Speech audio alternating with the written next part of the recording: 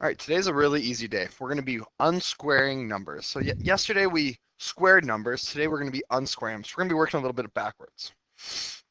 Before we do that, I want you to take a look at these math facts on the board. I want you to try and solve all of these. Just write down 1 through 10 on a sheet of scratch paper, and then go ahead and press pause right now.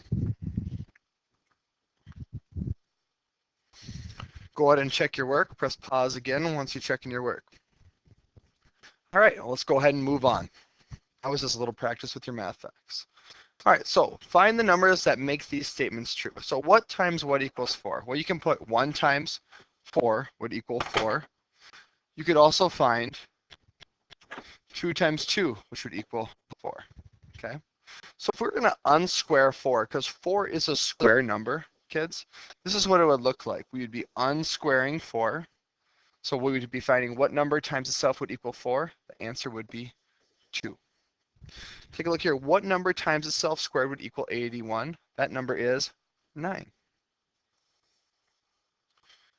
Okay, we already solved these. I'm going to keep on going here. I want you to go ahead and grab a calculator now. And I want you to unsquare these numbers. First of all, let's go ahead and unsquare the number 16. We're going to unsquare this. So we're going to find out what numbers times each other equal 16.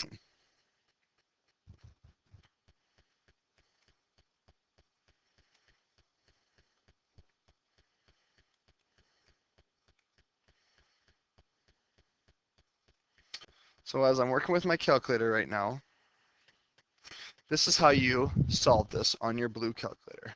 The first button you're going to be pushing is this square root button. Go ahead and press the square root button. And then I want you to press the number 1 and the number 6. And then what was taking me a while, kids, is I was missing a step. Then you have to close the parentheses. And then go ahead and press enter. You should get the number 4 for your answer. So I want you to do the following for these problems down here. Just getting some calculator work. So taking a look here, you're going to be going, pressing the square root button. I'll write it out again. So let's go and find the square root of 96. So you're going to go 1, 9, 6, and then you're going to close those parentheses and press the enter button. Let me go ahead and do that right now on my calculator. I want you to do it on your calculator. 1, 9, 6, close parentheses, enter.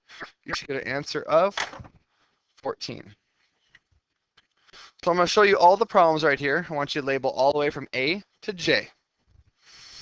I'll actually help speed you up a little bit. Go ahead and let's do B. Let's do D. Let's do G. And let's do H.